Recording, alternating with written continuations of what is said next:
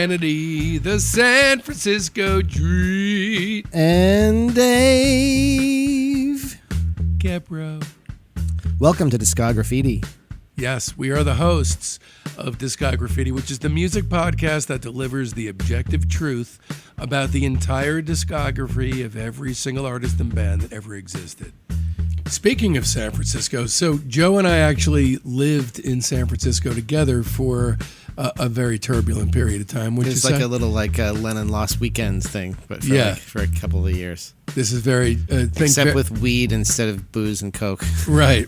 It wasn't that dilapidated. But I actually went out to San Francisco, as did Joe, in sort of this all-inclusive project. Joe had a band that was initially called Cornerstone Red, then it was called Archaeology, and I had a script for a film called Jesus 2. Yeah, we were supposed to score the movie. Right. And they were proggy and naughty, wouldn't you say? I feel like we were going for proggy. We were going for like ECM jazz kind of. But when I listen to that stuff now, it mostly sounds like kind of like hippie jam music. Right. And when I look we're trying to do like Pink Floyd metal meets Bitches Brew. You guys had moments. You really did. Had moments. And when I look at Jesus 2, the script for Jesus 2, I'm beyond embarrassed. But at the time, I was on a mission. I had $60,000 I'd raised in cash and $40,000 in credit cards. This was the Clerks era, and I think the best that could be. The movie was never completed, unfortunately. Production broke down. But if a Dave and Joe of the future did a Discograffiti trawl of Dave and Joe, us. This is getting way too meta. No, you guys are. This is Back to the Future. Even I don't even get it, and I live right. I live in this timeline. Right. So if you did a trawl of that period of our lives, you would deem it nascent. I give it 1 star. I give it 1 star. I give The Agony 5 stars, though. I give Being a Young Person 5 stars. And I give actually living through that 1 star. Before we progress into the musical portion, I just want to say during that time, I actually lived in a closet. It was a pretty big closet.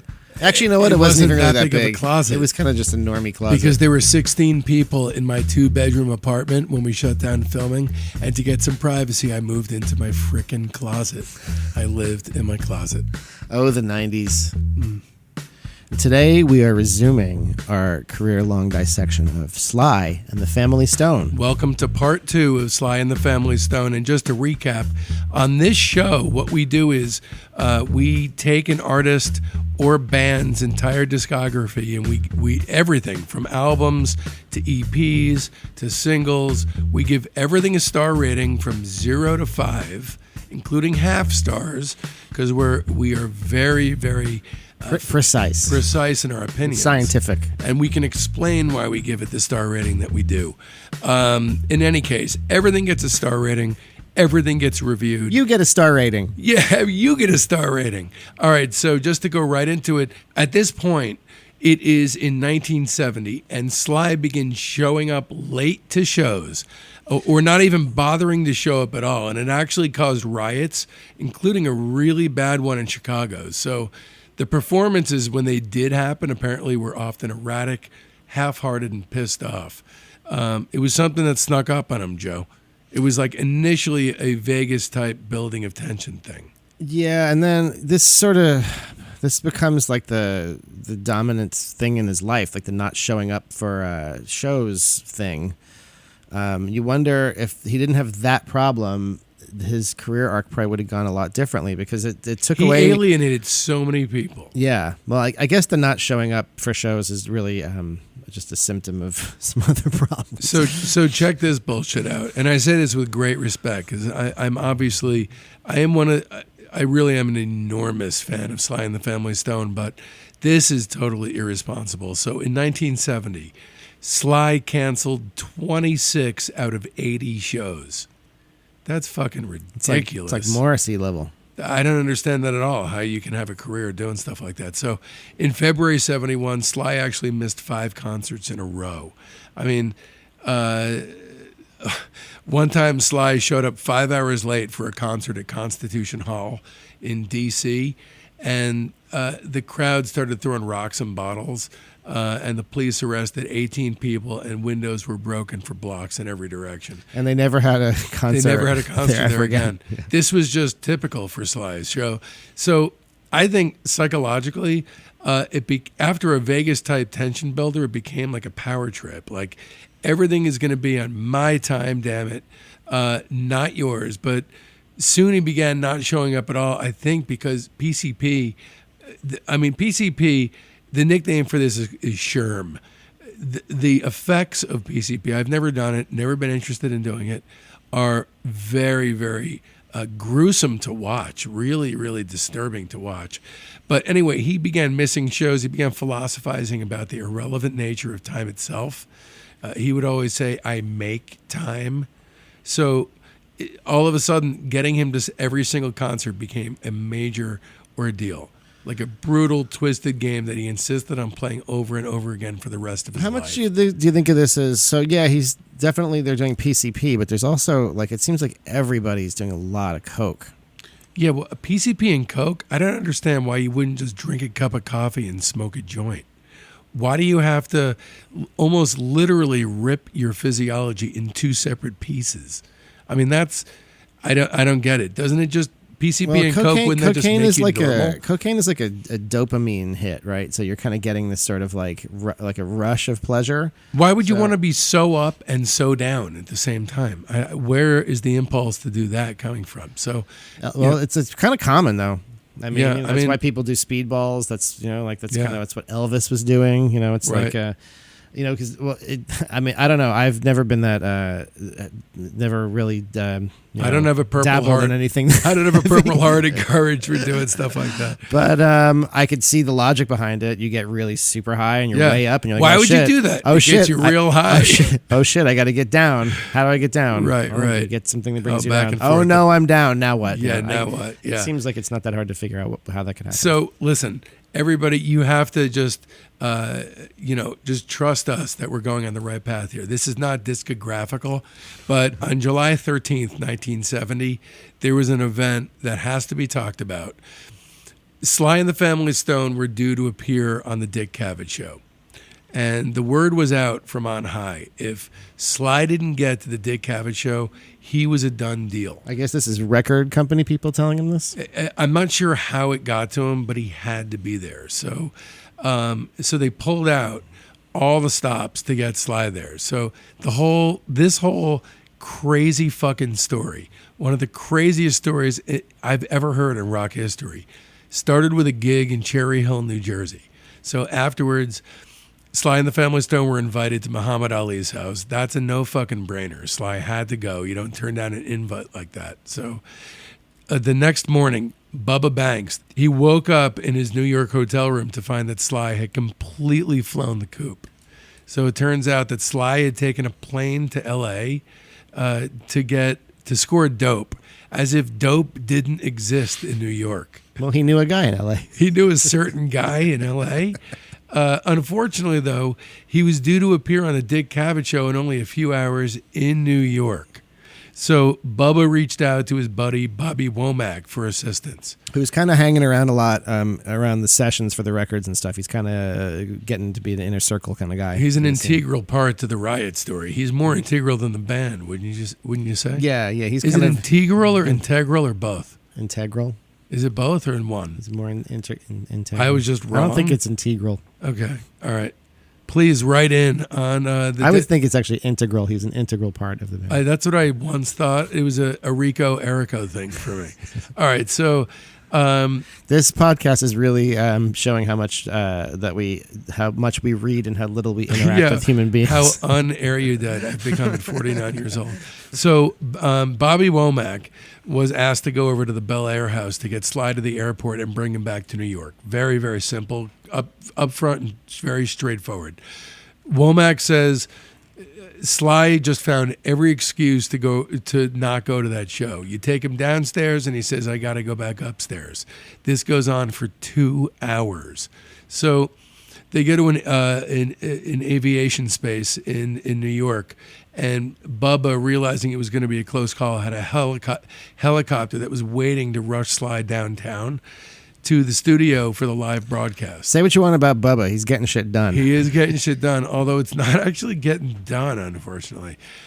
So Sly disappeared in the bathroom of Butler Aviation in New York, and Bubba couldn't find him. So Bubba looks up under the toilet door, and Sly's got both feet up, so he can't be seen, and he's kneeling down, snorting cocaine, which, by the way, this is how Bubba describes it. But how do you have your feet up and be snorting cocaine? Wouldn't that be just impossible? He must have had to crouch on the toilet like a baseball catcher, and then have like. I picture him like diagonally upside down. Anyway, so the helicopter only had room for two. So Sly and Bobby Womack boarded, and Bubba headed downtown by car.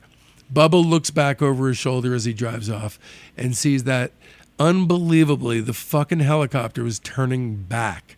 So Bubba turned back to see what the fuck was going down.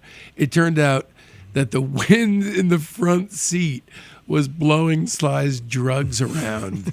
So he insisted the pilot return to the terminal so he and Bobby could switch seats.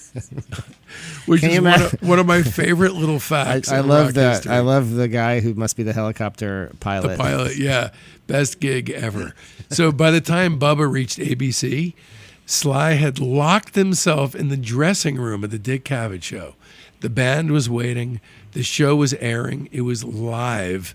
Bubba literally broke the door down and escorted Sly down the circular staircase to the set, where he stood alongside the band members.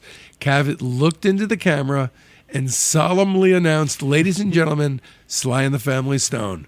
Sly then whispered into Bubba's ear, "Bub, I got diarrhea. I gotta go." And he hightailed it back up the circular staircase. So let's talk about that. I know I just talked a lot, but I am just so taken with that story. I also want to thank, for details, Joel Selvin for one of the, possibly my favorite Mojo article of all time from the August 2001 issue. Yeah, if you can track that down, the article about Sly. It's a masterpiece. He also created an amazing book in oral history of Sly and the Family Stone. Yeah, that's the Mojo article is just bonkers. There's a lot more than that. It's so entertaining. So, Joe, let's talk about the Cavett interview, and also. Well, first, Dick Cavett himself is this kind of like square but intellectual foil to many hippies of this time, right? So he's kind of a character. Yeah. He's sort of this he's sort of tight-lipped. He's like, the square for the hip crowd. Yes. He's like the guy who could gain entry into that world. He's a square, but he's friendly with the hippies. He's hip enough, like the Smothers Brothers. Right. So Sly comes on. He's noticeably licking his lips, grinding his teeth. He's noticeably on the planet like you're Neptune. But the weird fucking thing about this appearance, and I've seen it so many times, and you can find it on YouTube. Definitely worth just watching. Look up Dick Cavett. Sly Stone, July 13, 1970. And the interesting thing is he is completely lucid, but he's bonkers at the same time. He's not nervous, but he's just absent. Yeah, he's just coming from another planet, I mean, he's totally from another place. So, this, and then oddly, when they play, I mean, it's so incendiary. The performance is so ridiculously good. Well, some musicians, they do drugs and the music suffers for it. Not Sly. Sly can get really high. He can get deep. He can go like quicksand. In fact, it's some people have, not to glorify drug use because the amounts that Sly did really ruined him as a person, but he's transmitting from like another plane. It's another sphere of existence that he's coming from. Like some of the more druggy performances that you get out of him in the next, especially on the next album. The music, in some ways, especially the music he was going to make, it almost was mocking, especially the horn lines, like things like "Running Away" and "You Caught Me Smiling," which obviously comes up later on, but. This is music that mocks him. The lyrics slices himself up in a therapeutic and an uncomfortable therapeutic way. And, at this point, he's all the boxes of tapes, the hours and hours of smacked out playing and recording results in an actual record. On November 1st, 1971, that record is released. Initially, it was to be called Africa Talks to You. Then Marvin Gaye's What's Going On comes out 6 months before Riot comes out, and instead it was retitled in response to Marvin's query. It was now called There's a Riot Going On. And it's one of the greatest records ever made. Certainly, it's in my top 10. Certainly one of my favorite albums of all time. It is maybe the most extreme example of a time and place record, where just the sweaty, drugged out, desperate vibe of that his home studio is just palpable. You know, the whole end of the 60s, ascribing the end of the 60s to something, you know, was it Altamont? I mean, Riot actually serves as a potential monument to something that could be a signifier of the end of the 60s. Well, I mean, you know, look, the end of the 60s, I think, meant something a lot different to the black community. You know, like you look at the civil rights movement and the massive climb that just to get the most basic forms of equality, just to be able to drink out of water fountains. Like right. How much bloodshed had to go into that. So concepts like that to a lot of people who Sly actually grew up with on the streets, I mean, these were literally just that. They were concepts. They weren't things that were acted out on Hate Street. Yeah, so the end of the 60s thing means something a lot different. Means potentially Sly. nothing to him. Yeah, exactly. You know, it's I think there's a disillusionment very justifiably creeping in that, you know, things may be getting a little better, but there's still a really, really long way to go. I just want to say that the word negation. Yeah. Negation is an overriding factor here on these recordings. And this is their fifth album. There's a Riot Going On. And out of nowhere, there's complete and total darkness after years of pure light. So most of these tunes were recorded using overdubbing as opposed to the way they'd done everything up to this point. Yeah, and I think by the time this came out, the actual Family Stone bands, they were done. Yeah, they were kind of, you know, they make some cameos on this, but it was that thing of like whoever happens to be around, come on down and play on this, you know. Mainly the horn section though, because Stone wound up playing most of the parts himself and performed more of the lead vocals than was usual. There was not that group harmony thing. The style of funk on this itself starts to change. It's some of the songs in this especially have a sort of dense and like knotty kind of funk to them.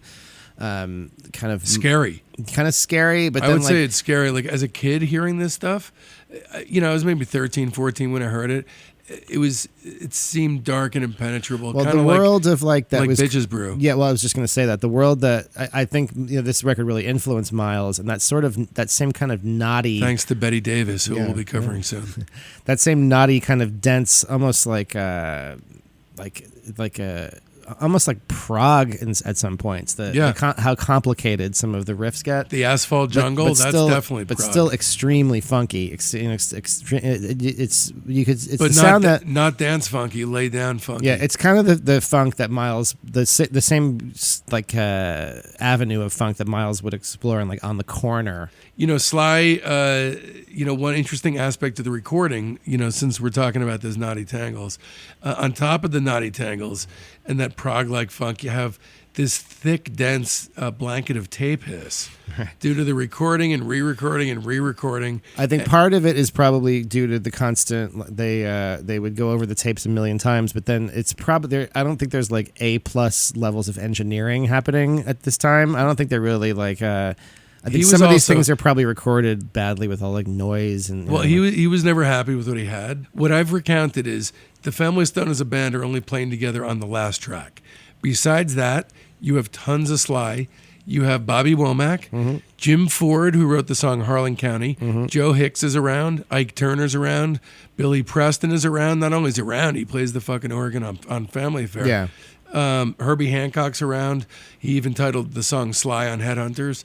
And Miles Davis is on blow and keyboards, not trumpet. With you can hear him. You can hear him if you turn up way in the background. You can hear sniff percussion. yeah. Anyway, not to getting back to the sound of the record. Yes, there's tape hiss. Yes, there's less than optimal sound engineering on a lot of this, but it sounds great. It's one of the best sounding albums ever. Not to suggest at all that I don't like the way this record sounds. Quite the contrary. I wish all of his records sounded like this. Yeah, it sounds like when you put it on the turntable, it sounds like the record. There's something wrong with it. Yeah, like in a really good way. It actually sounds like the master tapes were coated in human feces. Seriously. It sounds like the Texas Chainsaw Massacre looks. Also, the style of vocal recording, it's very dry, very unprocessed. Yeah. So one of the it's not only that, but he's not standing when he's doing a lot of the vocals. He's laying down because he's too fucked up. Sometimes the vocals go crazy into the red, where they're just burying the needle, and that's like what the compression is. And it's quote part unquote. of the music. Instead of putting on a compressor on something, they'll just bury something in the red, and it's there's an energy to that. Yeah, there's an urgency to it. Sly wanted to release the first track or the first track on the album as the first single. Yeah, Love and Hate, which is very uncommercial. Kind of thing to be a single. It's kind of like a PCP advertisement. Yeah, feels so good, don't want to move. But the record company went with Family Affair. They pushed it, and that's Billy Preston on Rhodes piano, a drum machine, Sister Rose repeating the song title between cupped hands, and Sly on vocals. What can you say about that? Released in November '71, went straight to number one. It was their biggest hit. That's kind of crazy. That was their biggest hit. It's a pretty avant-garde production. It's such a good song. But before we even get to the songs, let's talk. You want to talk about the influence this album had? Well, I mean, I want to throw a bunch of people out there. Curtis Mayfield, staple singers, the OJs, War, the Temptations, Johnny Nash, Stevie Wonder, Marvin Gaye, The Undisputed Truth, Chi-Lites, Herbie Hancock, Miles, Norman Whitfield at Motown. Everything changed.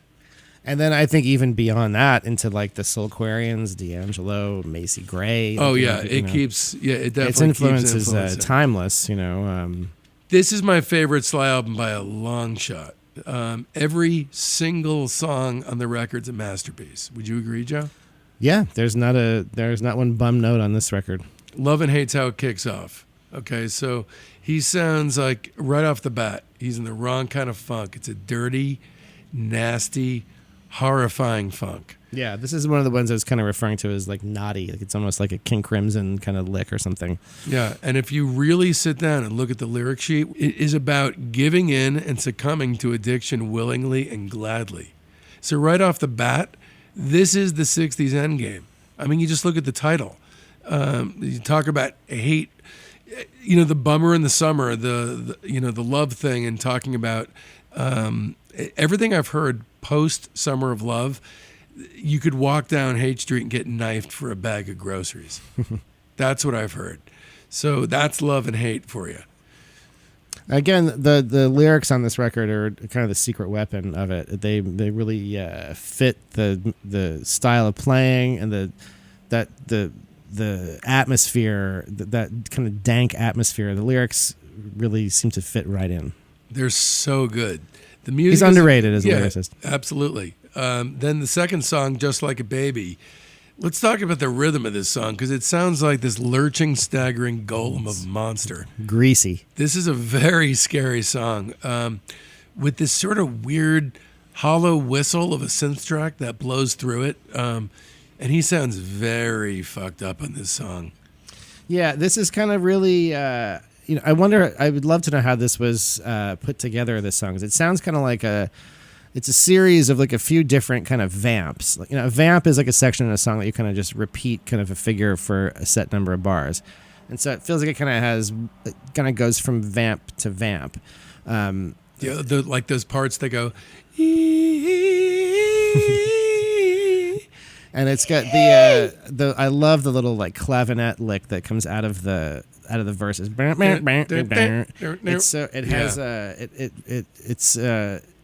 has the sort of extreme sort of behind the beat feel that D'Angelo would kind of traffic in later. It's so off and so perfect.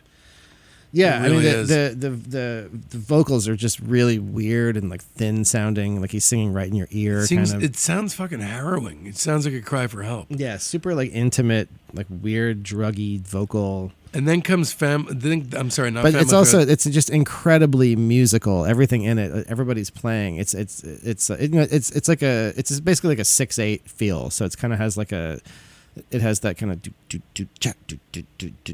so it's like a 6/8 piece, but it's like the deepest like most just greasy, sticky 6/8 you will ever hear. And then moving on, we got Poet. So the question here that I always ask myself, because the lyrics are so straightforward that it's almost impossible to ascertain, is he serious or making fun of himself? I don't even know what's going on with the song, and it's very engaging for that reason. What do you think? I mean, this song to me, Poet, it's just the funkiest motherfuckers in the world playing the funkiest shit possible. I think the lyrical content doesn't really matter that. I think it is kind of sincere. I think he's that he's saying it's a little bit of a mission statement, I feel like, for this record. Yeah. But it also sometimes reads as self-parody to me, and sometimes as a reminder that he has things to do other than lay around and smoke sherm. Yeah. I think you're kind of right. I think it is sort of a, I could see it as sort of like a parody kind of thing. You never quite know where he's coming from, and that was the genius of the early Eminem. Yeah. You kind of never. He was playing around with perspective, and Sly's really doing it here. He's doing the kaleidoscope thing, but he's never lying about himself. He's just turning the kaleidoscope. Yeah, this is one of those ones too that it has. I think the way that it sounds like it has the drum machine going on underneath it, and then they play on top of the drum machine. Yeah, that's exactly what they do. So that's kind of an interesting. It gives it a staggered feel, right? Well, also it kind of gives it the effect that they're playing on a click, because the drum machine is sort of acting as a click, because you have to stay locked into it. So it's kind of modern in that respect. It's like acoustic drums and then like this loop kind of laid on top of it. It's kind of ahead of its time in that way. And then we move into Family Affair, which, Joe, as you know, possibly is their last number one hit. Right. Which we already talked about. We move into probably the naughtiest song on the record, Africa Talks to You, The Asphalt Jungle. Yep. So then moving on, because we already touched on that earlier, the King Crimson-ness of it, let's talk about the shortest song in history. The title track of the record, There's a Riot Going On. Which we'll play for you right now. It's listed. That's right. We're going to try to clear the rights. Here it is. Wait, hold on. And that was it. That was it. Okay. So in 1997, Sly said that the track had no running time because, quote, I felt there should be no riots. Anyway, moving on, but it is listed on the album. So side B, we start with a very, very good song, Brave and Strong. Yep. The horn lines, again, something we talked about before, they sound like they're mocking him. And he sings about really serious shit. Frightened faces to the wall, oh, can't you hear your mama call? Out and down, ain't got a friend, you don't know who turned you in. This is some fucked up stuff. Yeah, this is paranoid Sly doing it at his most paranoid. And then he's ducking and running. You Caught Me Smiling. It's kind of a feint to the left. One of my favorite Sly songs ever. Great song. It's got this lazy vibe to it that is just absolutely spot on. The bass line is just that great like lyrical bass line. And then possibly my favorite song on the record, and potentially my favorite Sly song, along with I Want to Take You Higher, is the song Time. So he is so fucking stoned, and it is so terrifying at a bass level. It's a bummer classic. It's such a good song. I never get sick of hearing this. And then there's, at 2 minutes and 43 seconds, he makes this grunt that is one of the scariest moments in rock history for me, and it always gets me down right to the court. You got to go straight to discography.com and play it from the playlist, because it really is one of the great classics. This one sort of sums up the Riot aesthetic the most to me. This is kind of like if you really want to get into the vibe and sound of this record, this is what it's all about. The song Time. It really is.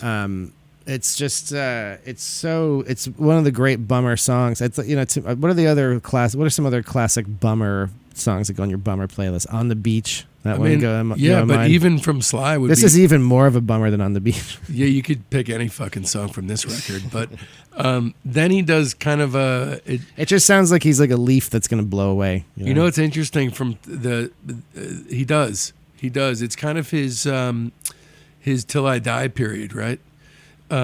So then I find it's interesting because there's a clarity of thought on time.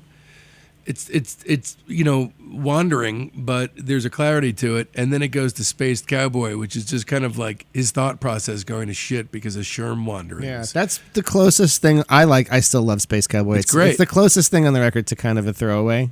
Yeah, but still, everything still I amazing. like is nice. That's why I try to have it twice. Yeah. There he is again, telling us the truth. Yeah. However unfortunate. Then running away with the mocking horn lines again. And then the classic refrain, "Look at you fooling you," which is absolutely classic Sly.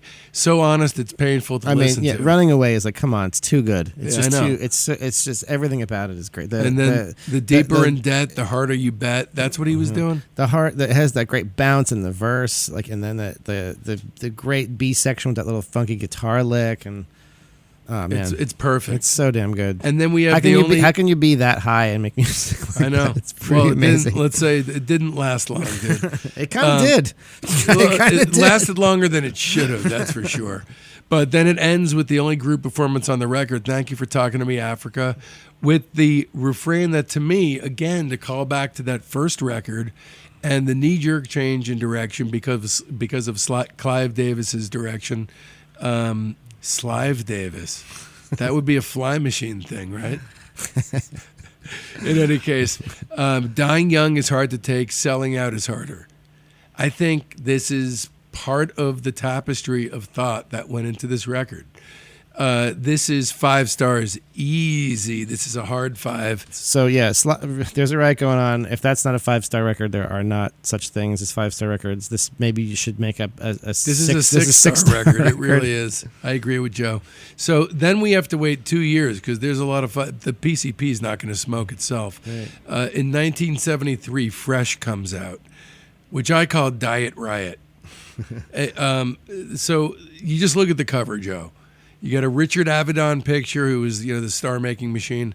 He's got a heel-clicking, overly smiley expression on his face that right off the bat seems to negate the negation that he tried to shove down our throats on Riot. He's already flipped his hand, and that's the problem here, is that we know what's going on. Well, the other thing going on in the background is he's becoming unbookable as a touring artist.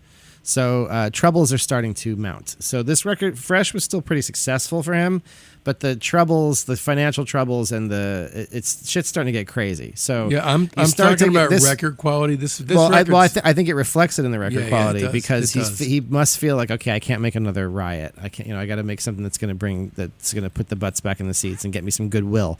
That's a lot of what from this point forward, that's kind of a running theme with Sly. It was like, okay, I need to win back some goodwill. I guess it started here. You're right. Yeah. But like part of him cared, part of him didn't care. I mean, the band is falling apart at this point. Well, this one, there's a key new player on the scene, which is Andy Newmark. So right. This one, they're not doing the drum machine thing anymore, really, on this one. And it's Andy Newmark has a very focused, tight, and polished kind of sound. And the band takes that on. Larry's gone. Right. So it's a kind of more of a nimble. Rusty Allen is in the band. Yeah. So it's a pretty dope rhythm section. And Jerry Martini's got Pat Rizzo now on sax next to him. Right. So this is their last album placing in the top 10. So things are starting to tumble. But just looking at the tracks themselves, to me, as far as I'm concerned, there's 4 great songs on this. And then there's some good songs and some shit for the first time. So, do you agree with that assessment or no? I like most of Fresh. A lot of people love Fresh. I liked it. I liked it quite a lot. The problem to me is its proximity to Riot, which is so towering. It's just in its shadow to me. So, In Time is great. You start with the most Riot-like line of the entire record, which is, "There's a Mickey in the tasting of disaster." And also the line, "I switched from Coke to Pep." and I'm a Connoisseur. And then the other great songs, I think, are If You Want Me to Stay, a cover of Doris Day's Que Sera Sera, their only cover ever, and Skin I'm In. Well, I like a bunch of other ones. So In Time, the first tune, it's a little, this one is a little, does have that Riot strategy. It's a bit of that dense kind of funk, like the funk on Riot. But it's got a happier, jumpier sound. It does. I think that's mostly the rhythm section. I think it's mostly like it's a very tight and kind of and polished, but quiet. Yeah, it's less that naughtiness that was in Riot. That's gone. Yeah. Well, no, That's it's gone. still. I think rhythmically, it's still pretty complex. At least that first song, in Time, it's still. It's a similar kind of like rhythmically complex thing. It's a different kind of pocket.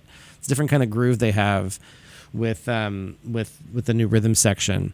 If You Want Me to Stay, that's a classic single. I like the song Frisky a lot. That one is, I like it. It's not on the same level. That one's kind of a but gem of a funk tune to me. Thankful and Thoughtful is good. I don't know. I like that one's like got a greasy kind of feel to it. I do not like that song. I don't know. Satisfaction is, to me, along with Keep On Dancing, which has the refrain "Dance to the Music." Yeah, that one I wasn't really into. He's already shitting out bullshit. But I don't know. I like the playing, and I don't know. Like that groove is pretty. I don't know. Whatever happened to pretty hot. Dying Young is Shit is hard hot. to take, and Selling Out is harder. To me, this is like massive sellout shit. Well, and I like Babies Making Babies too. Yeah, that one's decent. The lyrics are a little on the nose on that one. It's too on the nose to me. But, I mean, it's anathema to the sort of multi-layered, burnt-out thing that he did on Riot. So on that one, it's ducking and hiding, and this one. It's Okay, so interesting. like a record like to me, Fresh and then the record after it are kind of similar in a way. It's a similar lineup, and the band has a similar kind of sound. But see, those two records I can kind of enjoy just on the playing level. Mm-hmm. The grooves themselves, the actual like the quality of the funk is very high. They start to lose that to me kind of after that. The players are kind of not as premium, and the funk is just not as deep. And to me, the Fresh is a really good funk record. I can't really. I'm trying to hold it apart from Riot and not compare it directly to Riot. I mean, you can really only make a record like Riot once, but on its terms, as a funk record, I like Fresh a lot. I gave it 4.5. I give it 4. It's not that far off. No, it's not that far off. I have to say, though, on this particular trawl, as I was listening to the band, I mean, everything chronologically, live appearances, whatever we could get our hands on.